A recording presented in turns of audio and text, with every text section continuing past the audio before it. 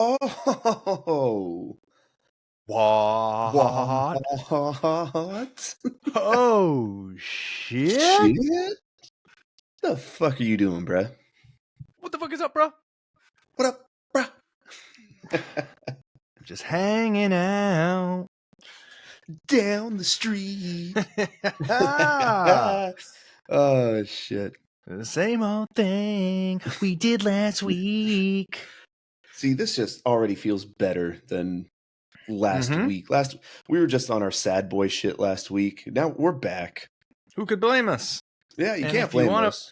You want to crown them, then crown them. But The they A's are who we thought they were.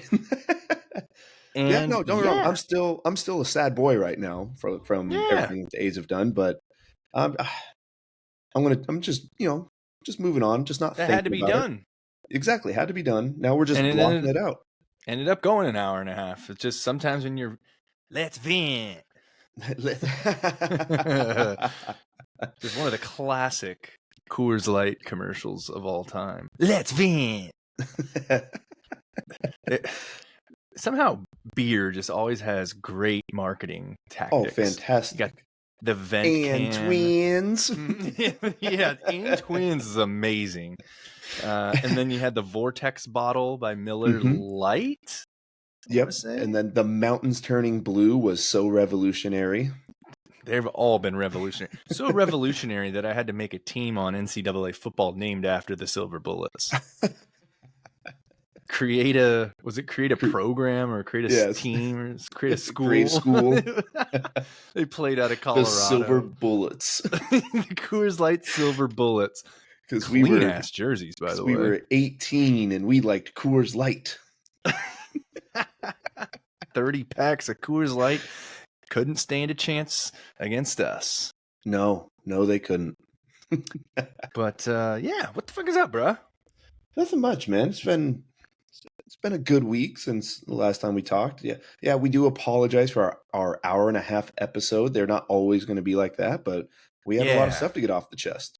Get off our backs. Yeah. Getting far too many complaints about runtime of this podcast. Dop it. Yeah, everybody just dop it. Dop it. Well, yeah, I had a great week of watching baseball after we vented, and kind of can, we're going week to week here. There's going to be different news that comes out every other week probably, and that's why we're here. That was like one of the reasons why me and you wanted to kick this thing off was to vent. It was like a therapy session for us to talk about AIDS without actually going to therapy. Yeah, and there's going to be more, but then we get to come back and talk about all the cool shit that happened too over the last week. So let's talk about some cool shit. To give myself a pat on the back. Go ahead. I have hit the equalizer in Yackers. That was such a dumb pick by me. You called it. You did. The Pirates had so many off days this week too. That's one thing I didn't do either, was look at the off days and like the teams that they were facing. I think early on here we could just go with like, big name players to get away with it. But yeah, eventually we're going to have to start looking at that shit. I was just, hitting the first 2 weeks, including one of them being a Jazz Chisholm home run. I thought, it's like, dude, I'm unstoppable right now. Let me just get Andrew McCutchen out of the way, number 300. Yeah, you got confident with that one. Yeah, you know what? And I got caught with my pants down. To your credit, he almost hit it. He did. I think it was Monday night. He banged one off the right field facade at PNC Park, and even he like looked at it like, and then I don't know if it's a home run if it hits below where he hit it. There's a wall, and then there's like an opening, and then there's seats, right? And then there's like an opening. It's kind of weird. Some places, like I know Anaheim has a rule where if you hit it over the line, like halfway up the wall, it's a home run, or if it hits the scoreboard. Yeah. So I wasn't sure when he hit it. I thought it was going to be considered a home run, but I guess if it doesn't sneak through that crack, then it's just it's in play. if he would have hit number 300 for my third Yackers hit, I would have felt unstoppable this year. And you shouldn't feel unstoppable. So we had to put a stop to that. So thanks.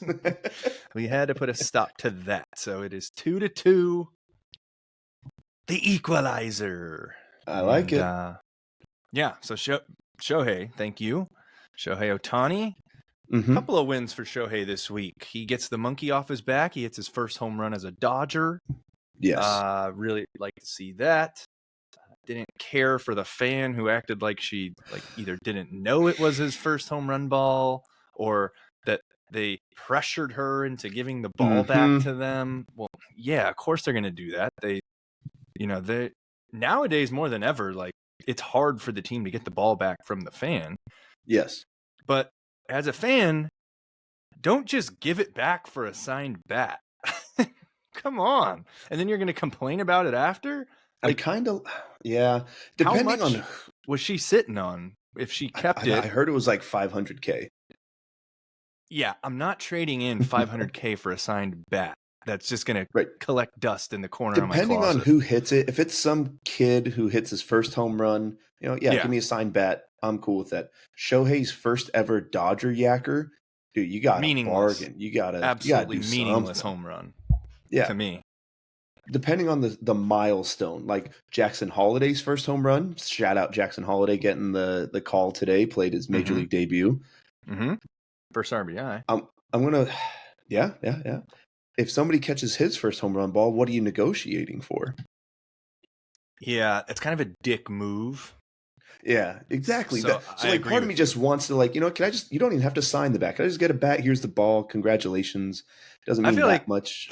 This would be funny to see, like, me in that situation versus you in that situation. Because I think that they'd have an easier chat with you, and you'd probably give in. If they throw in like one other bat, or like a hat. Yeah, just a hat. I already talked my way down to, they don't even have to sign the bat. I could see you like standing strong for the first thing, like, no, what else you got? And then they're just like, we got these 2 tickets to the next game. Okay, I'm sold. Good, the third deck anyways. Oh, no. Cans don't work today, kid. No. But, yeah, I would feel like I need to hold out until I get a really nice deal. But that is the kind of the curveball there, is if it's a rookie who just hit his first career home run, and especially if it's like his first big league hit, that's a dick move to be like, I'm not giving it back. Right. So like then it gets like milestone stuff, like when Judge hit number 62. Like in my mind, I'm like, I could really use some fucking money. Oh yeah. 100K to 500K for this meaningless ball. Here you go. Yeah. Yes, please. Mm-hmm. Like if I get Kutch's 300 home run ball, this is going to be tough because you're one of my favorite players, Kutch, but your boy needs some cash. That scene in Beavis and Butthead Do America where I think Beavis has like the device that everyone's like after. I don't even know what it does. I think it's maybe like a nuclear code or something. And I think he's in Chelsea Clinton's room. He falls out, and the device falls out of his butt pocket and into Butthead's hand, and Butthead just like looks down at it and then gives it to the cops, and he's like, here you go. Here you go. They celebrate like they just stopped World War III. And he's, that would just be me with a home run ball. Here you go. Exactly. Oh, man. All right, so back to Yackers. So I picked first last week. Okay, we're good. Oh, we Gucci? Just minor technical difficulties. But yeah, you picked first last week. Me this week. Are we just trading off every week, or should the winner from the previous week get the pick? I think the winner from the previous week should get the pick. Little extra incentive. I like it. And then if neither of us hit, we'll be like, then we'll like alternate who didn't pick first last time. Yeah. Then I am super excited for this next pick. Really hope you don't take my pick here. Oh man. Because here's what I'm thinking. Actually, I'm not going to tell you my strategy. Screw you. I am picking with my pick. Man, we're going to go with last year's MVP, Ronald Acuna Jr. Okay. You didn't pick. I wrote 2 names down just in case if you took my first pick. That's a great Acuna pick. has not hit one yet this year. He's due. They got rained out. How many games have they been postponed, the Braves? There's been so many, dude. Dude, I got took Olsen 4th overall in the fantasy draft this year. And this is like the 3rd game at least that they've either postponed, delayed, or missed. So hopefully no more of those. But yeah, Acuna hit 41 last year, and he still hasn't hit one yet this year. He's due. That was my thinking with Ohtani last week. Let's do it. Write it down. Ronald Acuna Jr. I like the pick. My pick is not somebody that hasn't hit one yet. It's somebody that's been hitting plenty lately. I know who this is. Give me Mike Trout to get me a yacker this week. This man, he could, if he could stay healthy, just give him another MVP. He clearly still has it. He still has it. If he could just stay on the field. We recorded the AL prediction episode, and going into it, as I was thinking of like my AL MVP prediction, it's just like, it's kind of dumb that it's just not automatically Mike Trout. Right. But yeah, we have reasons, it's kind of like, not played a lot. When they're out of it, there's really no reason to get him hurt. So don't play him every day anymore. Like, but yeah, puts it all together. If they can compete or somewhat, be competitive, he's in the MVP discussion every single year. He's the great Michael Trout. I like it. I absolutely like it. So Mike Trout, Ronald Acuna for Yackers this week. I like it a lot. Yeah, that's a great pick. And it's a nice segue into a question I was going to ask you. And it was one of mine was going to be what Mike Trout's been doing. I wanted to ask you, what's the best thing you saw this week in baseball? Because Michael Trout, I was going to say, yeah, he's got the home runs. The Angels are 6-6, which isn't terrible for their standards, but just to see him doing stuff is nice. To see him on the field doing stuff, is part of the joy of the baseball season being back. But yeah, I have a feeling you might want to take the reins here on best thing you saw this week. Best thing I saw this week is the reason why we're recording on Wednesday instead of our normal Monday record date. Is on Monday I went to a baseball game, and I saw a baseball game. I saw the Padres Cubs game back on Monday. Shout out to John and Jess, the season ticket holders that gave me the tickets to the game. I really appreciate that. Yeah, this game, I take my buddy this game, and Padres are just getting pummeled early. Pummeled. It is 8-0 through 5 innings. And I'm thinking, gosh, I really hope this guy just wants to stay through the game, so I don't want to leave. It's my first time in Petco in over a year. And this is a weeknight game, isn't it? Yeah, a Monday night game, losing 8-0 through 5 innings. I'm like, that could get dreadful. Bad. Like, this is just terrible. The Cubbies are owning them. The Padres just can't do anything right. And what happens in an 8-0 game? Padres score 7 runs in the 6th inning. And when it all changed with this Cronenworth, it was he hits a 2-run bomb. And he started out 0-2, and it turns into a 9-pitch at bat. And he hit one ball hella far, but just went foul. And later on the at bat, he just turns on one, hits for a 2-run bomb, and we're like, and I'm just sitting there, I'm like, whew, at least it's not a shutout, 8-2. All right. Yeah, just get one up there. We got one on the board. We're good. And then like Ha-Sung Kim gets a big 2 RBI triple. And I'm like, all right. and it's like it's still 8-4 late in the sixth inning. I'm like, it's still over. It's 8-4. Mm-hmm. And they chip away again, and before you know it, it's 8-5. And then with Mm-hmm. 2 outs, Xander Bogaerts just hits a piss missile to the left to make it a 1-run game, a 7-run sixth inning, and His like first we're homer of the fully year, I back think. in. Mm-hmm. And I turned to my buddy I'm watching the game with. I'm like, if the Cubbies go 1-2-3 here, the Padres are winning this game because the Yeah, run it momentum is back. so bad.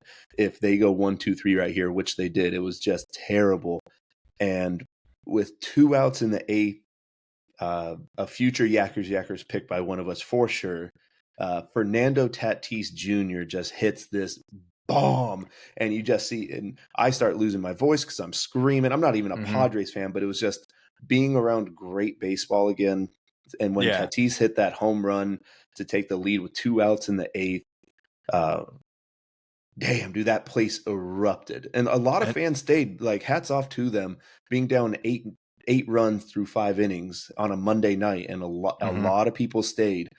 And Padres ended up winning 9-8. Just a fantastic game. One of the most fun games I've been to in a long time. Yeah, So that is yes, amazing. That was a hell of a game yeah, to be at. I had it on the iPad while I was watching a different game on the big TV, and then I had switched it off when it was 8-0, and then you get the updates, like the push updates still, because I think I'm using your login on the iPad, so it's got Padres on there. So I thought it was a close game. They're down by like 1 at some point, and then I'm like, all right, yeah, let's go back. And then I just see this Nando Tater, and yeah, you knew right off the bat that was gone. Yeah, that was sick. And he just showed all this emotion after hitting it. Got the sweet bat flip, pumping up the dugout. The crowd's going crazy. He does a skip at third base. Mm-hmm. I'm like, this is just awesome. I noticed he sped up his the time it takes from him to get to like first to third, because he knows he's going to slow down once he gets to third. Mm-hmm. So I appreciate that, because if the whole thing was slow and then he gets to third and he does his little skip thing and it's just like, all right, finish the trot already. But yeah, I think he speeds it up now a little more before he gets to the skip at third. So but yeah, the antics are for sure required when you come back from 8 down and you hit the go-ahead home run, the two-run go-ahead homer. Mm-hmm. Yeah, that was definitely a high moment of the week in baseball. The other, there was 2 other storyline. One's a storyline. The other one was just a great kind of game by a player. Favorite of the show, Ellie De La Cruz, had a hell of a day the other day. He launched one 450 feet for a home run, and then Jesus, yeah, in the same game, hit an inside the park home run. You know how fast he made it home to home? No. In under 16 seconds. He went home to home in under 16 seconds. That's blazing. That is blazing.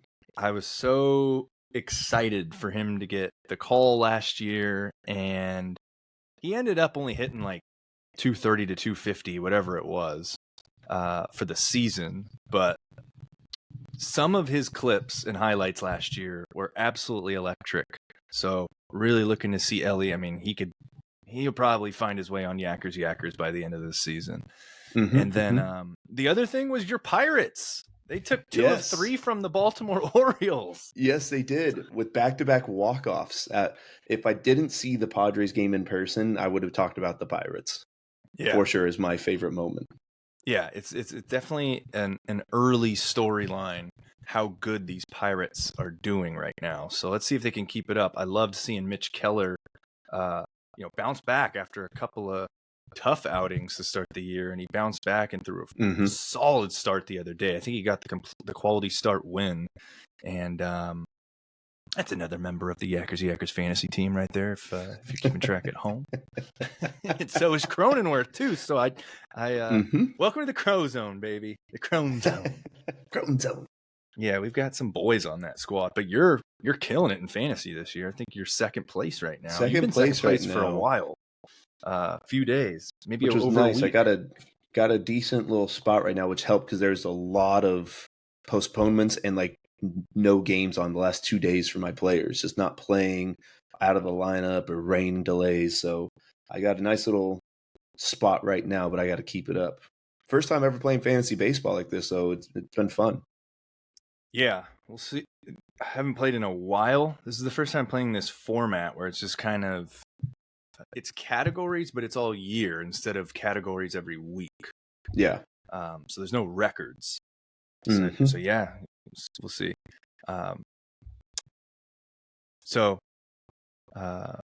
Through, what is it, 4 weeks of Yackers? No, 3 weeks of Yackers. We're tied 2-2. Just go back and recap that. But yeah, we got a fun thing for the show today. Absolutely. So the reason I got a great top 5 today, and what made me think of it was being at the game on Monday, and Xander Bogaerts' walk-up music is X Gonna Give It To You. It's just perfect walk-up music for Xander Bogaerts. I get it. Okay. His name starts with X, and Xander, and then X, DMX, and X he's going to give it to you. Okay, yeah, okay. It makes sense. It plays. Okay. And so that was just such a perfect walk-up song for him. So it made me think, what would be your walk-up music? And I couldn't really pick one song. So I was like, let's just do a top 5 of what songs you would choose as your walk-up music. And you know damn well that I'm a big walk-up music guy. Big walk-up music guy. You used to change everybody's walk-up music in a video game back in 2010. Damn you, show, for not allowing me to do that for like the last 3-4 years. But yes, so I actually have this super completely useless knowledge of certain players' walk-up music history just because of that, because I used to plug and play, mainly for the A's though, not really for other teams. It was mostly the A's, and some of my favorite walk-up music picks of all time by A's players. I think Matty O had Stargazin' by Travis Scott, and Marcus Simeon had some classics. He had a Kendrick Lamar song off of the Black Panther soundtrack, and he had an I Am Sue Bay Area song. So there's sort of a methodology to this when it comes to my view on walk-up song selection. And so you could just take 5 songs you really like and say, these are my favorite, these would be my walk-up songs, but you gotta have it's gotta feel, you gotta feel something. You gotta feel it. You gotta feel something. And so going into this, I'm like, all right, some places probably ask the player, like, all right, what part of the song do you want it to be on? And then I don't know, maybe other ones, they just play the start of the song, which would be terrible if like the intro is like super slow. For some of the, exactly. I used to get pissed at Jed Lowry. I think was it Lowry? No, it was someone on the A's. Like when Jed Lowry had the Rush song. Yeah, it might not have been Lowry though. But someone had just like a bad, like slow country walk-up song, and I just always hated it because I want a walk-up song that like pumps you up, or at least like if it's slow, it's leading into something. One of the greatest walk-up songs of all time was Stephen Vogt, and it starts off with like the violins. It's like dun, dun, dun, and then it just gets into this hard like metal, like I don't want to burn. Yeah, that band is called Skillet. That's right. Yes. Skillet, ringing up and you never felt so real. Yes. It was great.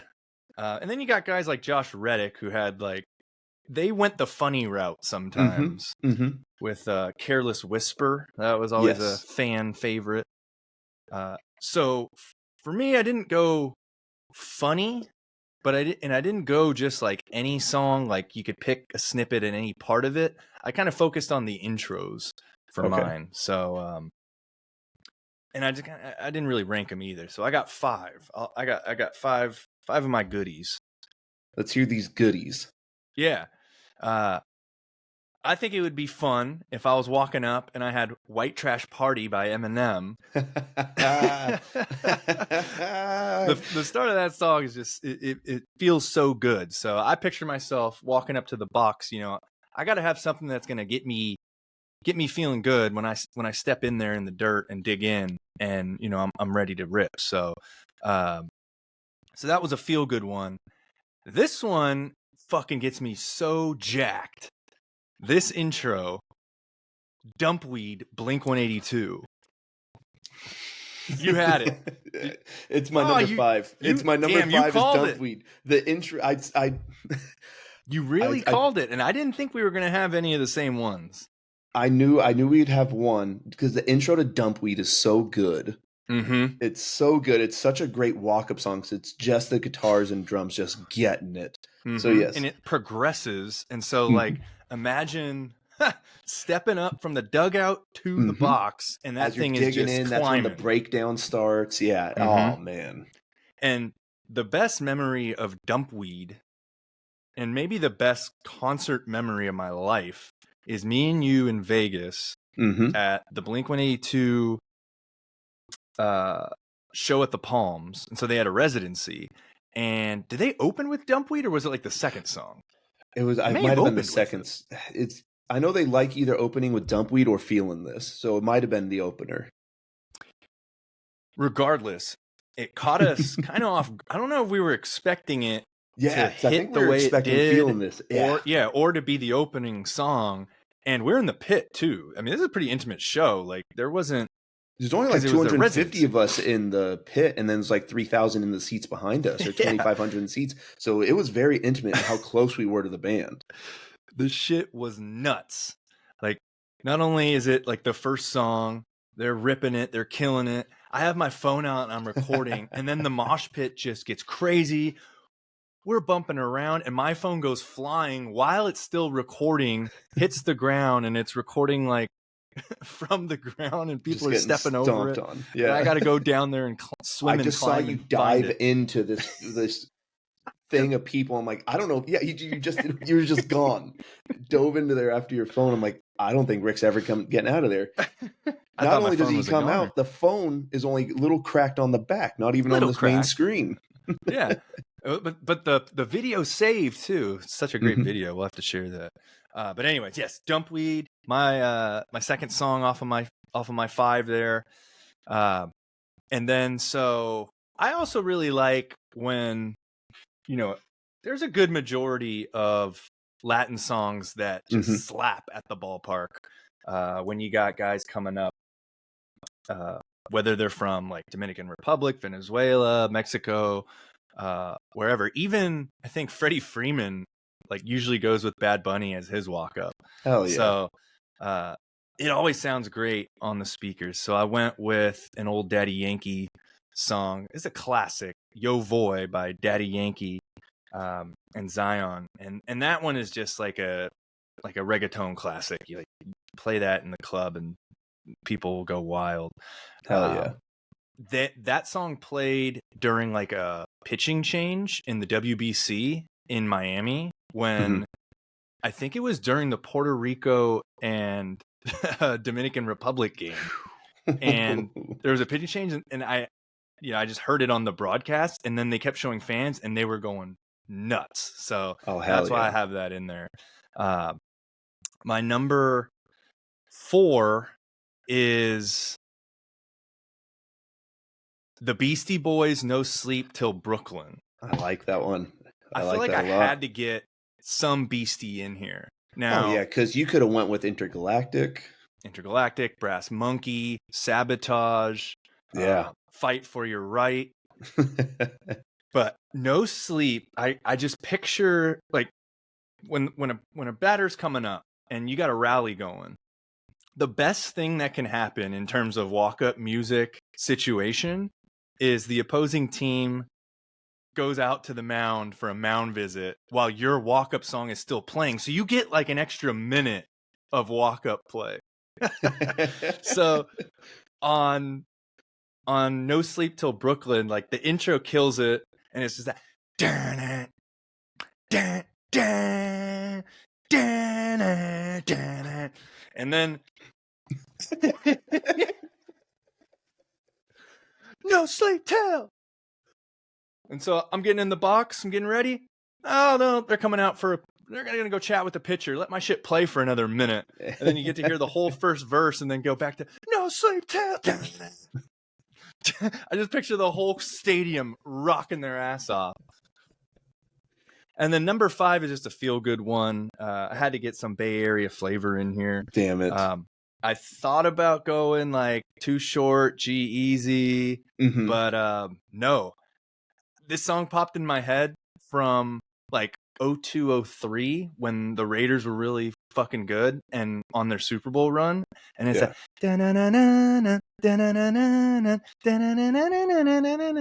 the Oakland Raiders by Loonies. I'm a Raider, Oakland Raider, from the Bay to LA to Las Vegas. That's an East Bay classic. I don't think I've ever heard anyone have any of these as their walk-ups, but Daniel Descalzo is from the Bay Area, and when he played on the D-backs and the Cubs, I remember his walk-up was "Tell Me When to Go."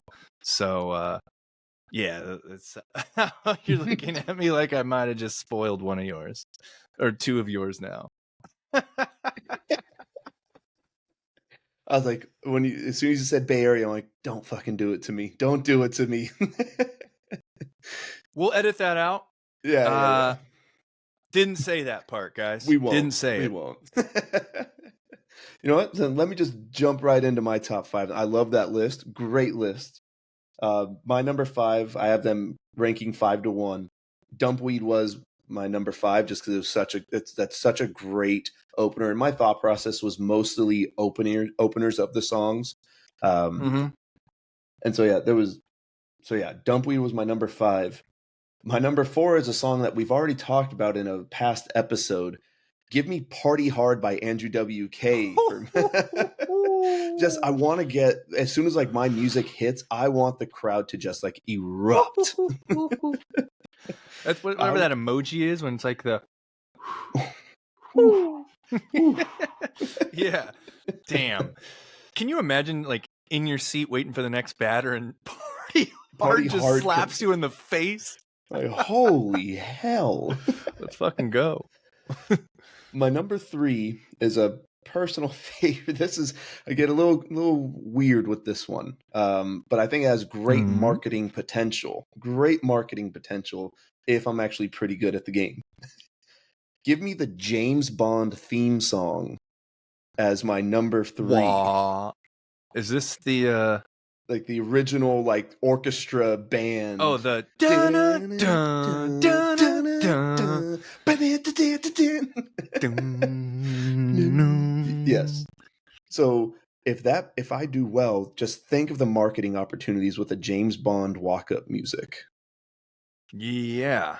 And I think it's just a great, I'm trying to picture this. Bobbleheads in the tuxedo and a bat. I just picture people going, ah. Yeah. There's going to be a couple of those. So yeah, that was my number 3, the James Bond theme song.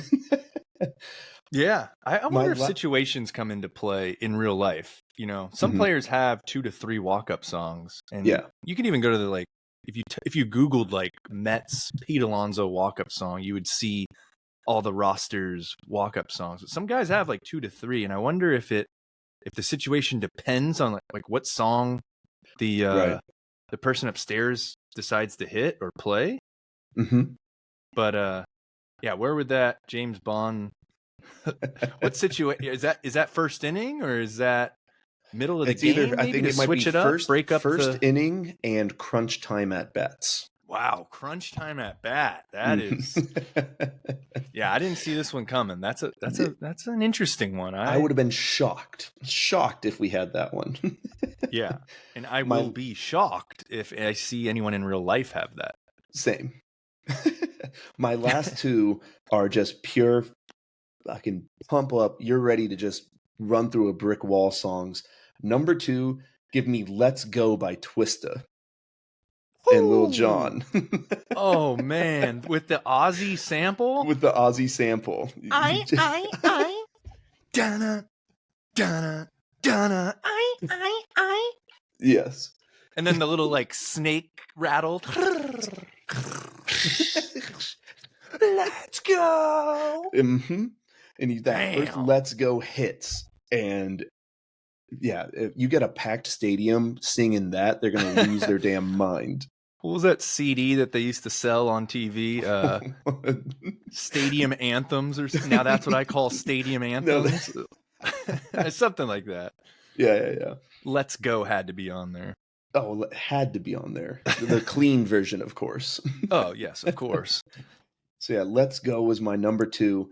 And you alluded to my number 1 walk-up song, the Bay Area slapper itself, "Tell Me When to Go" by E40 and Keek Da Sneak. I mean, there's no denying this song. You can play it at a white wedding. You can play it. I've been to white weddings with it being played, yes. I've been at a white wedding with you while it was being played, getting kicked out of the bar. So it has hitter potential all over it. All over it. So yeah. Damn, it's such a good one. Put that on the Mount Rushmore of it just should be up there in every category, whether it's a wedding song, your walk-up song, sitting in traffic, funeral song. Fuck it. Tell me when to go. Tell me when to go. Jose Cuervo. I'm saying no. It's classic. Thank you, Keek Da Sneak. Yes. So yeah, that was the top 5 our personal walk-up songs. I know you got to have some honorable mentions in there. And there is one that I could have sworn this was going to be on your top 5. I knew you'd have a Blink song in there. But this one, I'm just going to say it. "Break Stuff" by Limp Bizkit. Oh, yeah, that would have been a good one. Just one of those days. You don't want to wake up.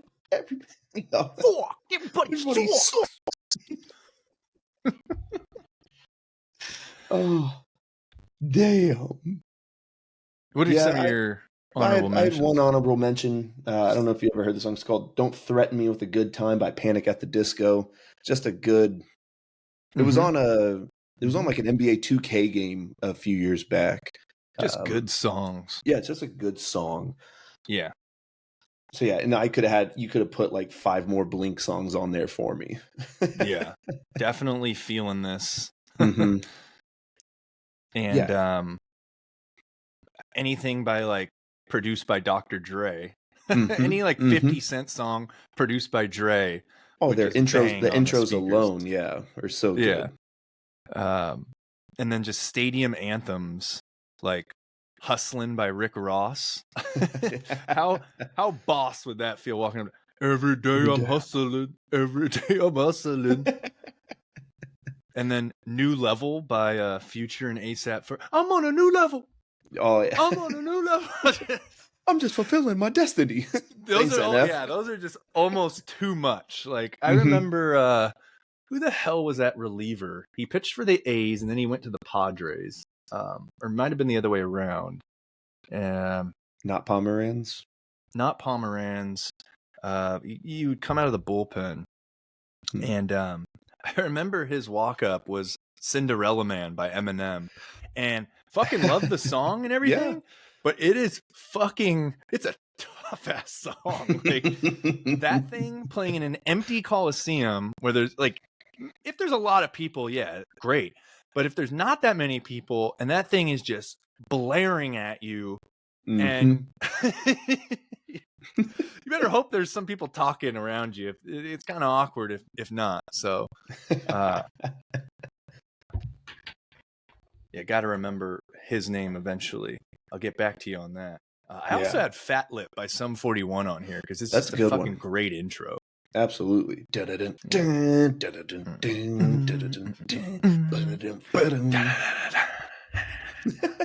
Just want to headbang to just all these songs. Yeah, seriously. But that was a great freaking list. I want to make a playlist of just those songs and just rock out to it all day. Hell yeah.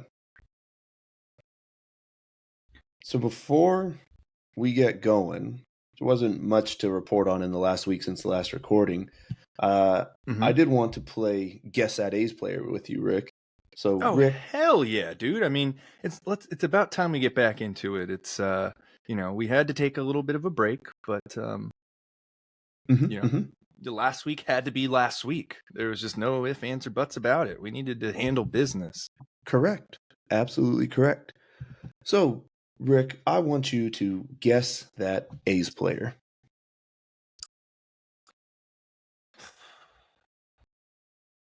Chad Bradford. Not bad. This is a position player who's a current player, not a current player in the A's, but a current player in the major league still. Has been in the major league since 2012 to current day, and his lone year in Oakland was in 2019.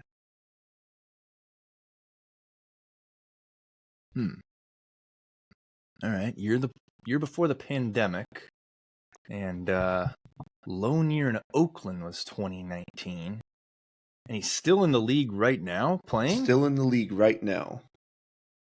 Man, what was the 2019 A's looking like? Had to have Ole and Chappie in there, and probably Mark Canha, Simeon.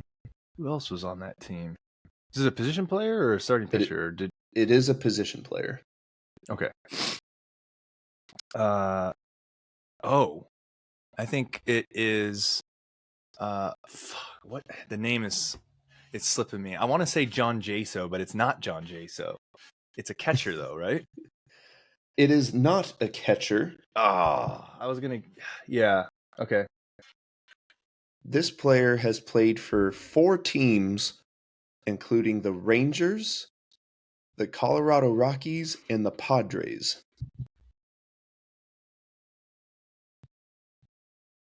Jurickson Profar. Jurickson Profar is correct. Woo! His lone year in Oakland was 2019, and he tied a career high with 20 home runs. Was the switch hitting utility player for us for that one season he was with us.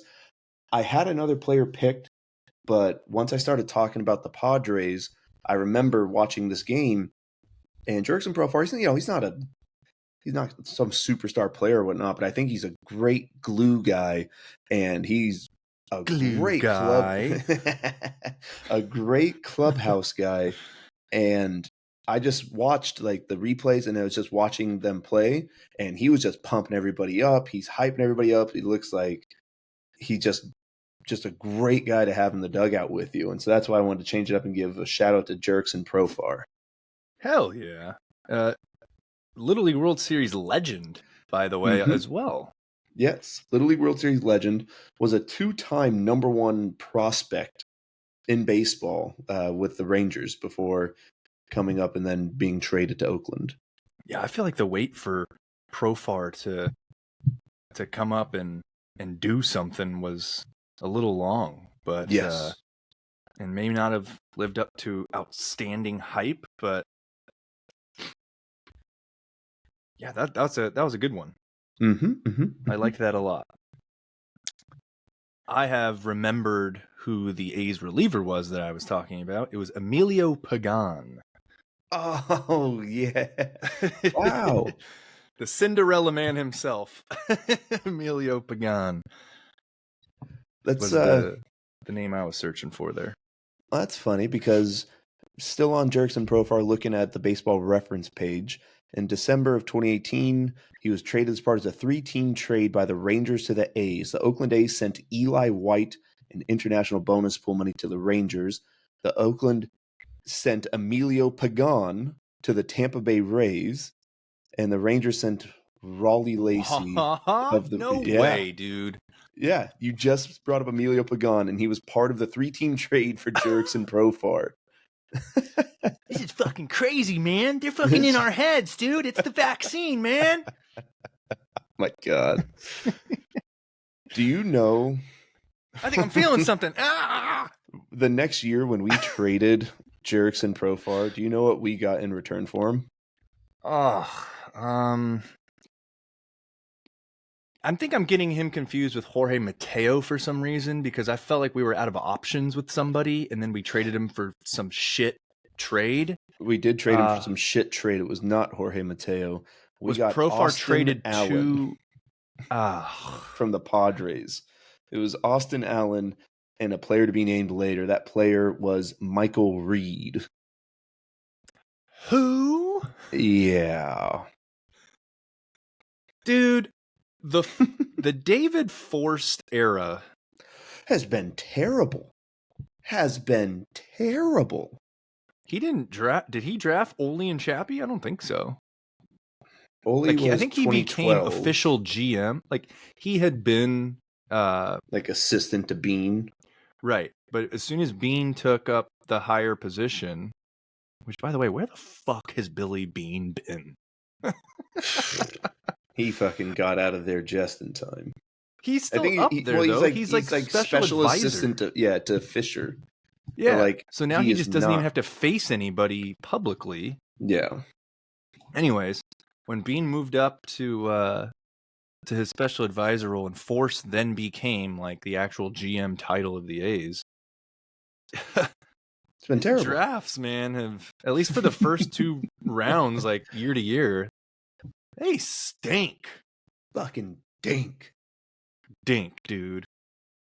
I don't have time to. We're not doing this now. We're not doing no.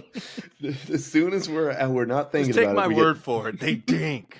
That could be an episode down the road. We could just talk about the disaster tenure of David Forst and what he's done lately. Yeah, we could. But let's just, we're not. I'm sure there's a way to also say he's time. We should not have done this. Whatever. Do you have any final confessions? No, I don't anymore. I'm just sad again. Yeah, well. You got anything? Yeah, I got to confess. I got to get this off my chest. Oh. I'm back into wrestling again.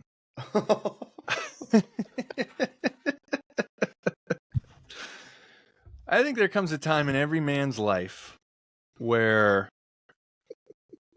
you get back into wrestling, and I'm at that point. I am back in, back in. I'm fucking ready to. I'm ready to watch. All right. I'm ready to watch, like not just follow, like look at Twitter and see some clips. I'm actually ready to like put it on the TV and fucking sit there and like watch the shit now. I am buying back in to WWE. Last Sunday was WrestleMania. Mm-hmm. And Cody finished his story. That he did. The Cody crybabies can be happy now, as The Rock said. The Cody crybabies. He finished his story, but the thing I want to point out is the final match, whatever, the finale of WrestleMania main event was the main. Yeah, there we go. See, I'm still getting back into it. I'm not quite there yet. I don't know all the lingo yet. Again, it's going to take some time. Okay. Okay. All right. But the main event was sick. It was Cody versus Roman Reigns for the title. And so you got Reigns, who's had like the longest reign as champion in damn it, in God knows how long. I think there was only like 3 other guys ever who've held a title for as long as he had currently had it. And then Cody, who was like in WWE for a while. His dad Dusty was a WWE legend, but then Cody like got let go, so he went to another company for a while, and then eventually got back into WWE, and then like became one of the faces of the show again. Anyways, like everyone thought last year he was going to win the title and have this big moment, and he didn't. And I think fans were pissed. I remember seeing this all over like Twitter and shit. Every now and then WWE has some really good viral moments where they like, you know, get to they cross just outside of people who are following wrestling, and like sports fans are like, oh shit, I saw this happen and whatever. Anyway, so he didn't win it. And then The Rock came back at some point too, and like that created another big moment. And I'm like, yo, what the fuck? The Rock's back now? Like, I think me and you were talking about that. And so there's this massive buildup all this last year to WrestleMania. And yeah, that massive buildup exploded the other night with John Cena coming out during the match to like fend off some other guy, one of Roman Reigns' homies, who I think are all like somehow related to either The Rock or Rikishi. They're like all the same family, which is just too good to be true. It's so cool. And then who else came out? I think The Undertaker came out. The Undertaker fucking appears right behind The Rock and chokeslams him, and there's this massive pop for like each of those. Yeah, because in The Rock too, each of those entrances during the match, and then Cody finishes his story and wins the match. But anyways, I tuned in to Raw after WrestleMania the next night to get me some. 2 of those family members of Roman Reigns, the sons of Rikishi, are from the Bay Area. They're from, I think, SF the or Usos. Something. The Usos. There we go. See, I don't even... you are undercover back in it also, aren't you? I wouldn't say I'm back in it. Look at you.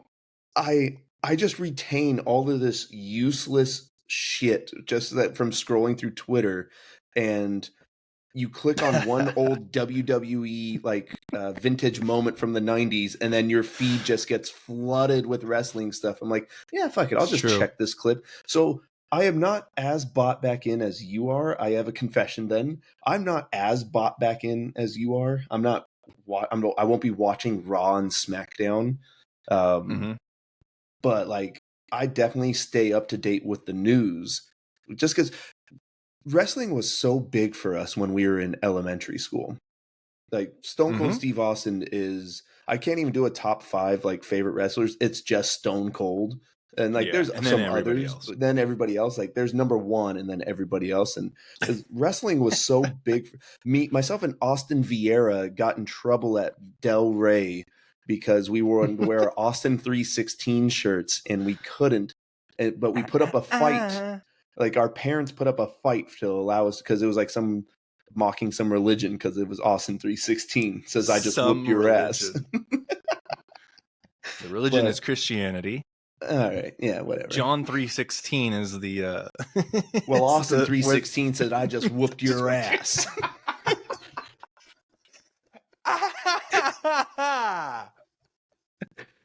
So yeah, Mike.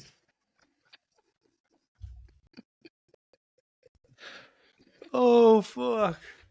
Yeah, yes, it does. I love Attitude Era WWE. Like it was. Yes. It was our childhood. It was amazing. I have over the last couple years been addicted to this podcast channel on YouTube called OSW Reviews, Old School Wrestling Podcast, and they show like a whole pay-per-view from back in the day. Like picture a pay-per-view that me and you wanted to watch, but either couldn't pay for it. They'll show that, and then they'll just like commentate over it. their podcast, but then they'll like also do a bunch of clips within it, and like give you history on like this person and like where he came from and like why this match like got screwed up, or what Vince did wrong here. Like, I don't know, there's just so much shit they know. Shout out to the OSW review guys. They do a great job, and that's one of the reasons why I've kind of bought back in. So not expecting you to fully be bought back in, but I know that I am buying back in. Like you said, on Twitter, when you're scrolling down the replies of like a viral post, then people are like, Undertaker, they should have brought back Austin. And I'm like, no, dummy. Like, what if he didn't want to do it? Or what if it's not the right time? Maybe it's next year. And I just keep scrolling to like see someone else fucking say that. And then it's just endless. And then like that, just your algorithm is just ruined now, because then you're just getting like, because I watched a few of like the WrestleMania clips on Twitter over the weekend, because it's a 2-day event now. So I was just watching some of the clips, and then my feed just filled with wrestling news for the next 2 days. And like I just got excited again, because I felt like a kid again watching like these wrestlers. And so I'm not saying room. I can't commit here. I can't commit to being ready fully back in, but I am intrigued. The seat will be warm. It'll be ready for you when you're ready to buy back in. I mean, I was gonna make an A's joke, but fuck them. No. If we're gonna make A's jokes, let's just get the hell out of here. The only reason that they should keep up the Oakland Coliseum is to hold a WWE event in it. Bad Bunny performed there last year. Last year. Sold it out. The Oakland Coliseum. That's wild. I mean, if they had like, dude, back in the day, like, or just like in the back, like below Mount Davis. Remember, like sometimes by our Big Head locker room, I'd see like old posters of concerts that they had like in the 70s and 80s at the Coliseum. And there's this sick ass Guns N' Roses. Yeah, I don't know. Rolling Stones. Does that sound possible? I think the Rolling Stones may have performed there. That absolutely sounds possible. Guns N' Roses, I know for sure, performed there, and they have a sick-ass poster in the back of it. The Coliseum could be an amazing concert venue with some tweaks. Yes. I just don't know how you get Mount Davis off, but... Blow it up! Blow the whole damn thing up! We got our Yackers picks. Did our top 5. We even vented a little. Rick's back into wrestling. Woo! I think that's been a great edition of Card Attendant Confessions. As always, we tried our best, and if you don't like it, then we're sorry. Sorry, but these are our confessions. This was our Card Attendant Confessions, botch. Botch boy.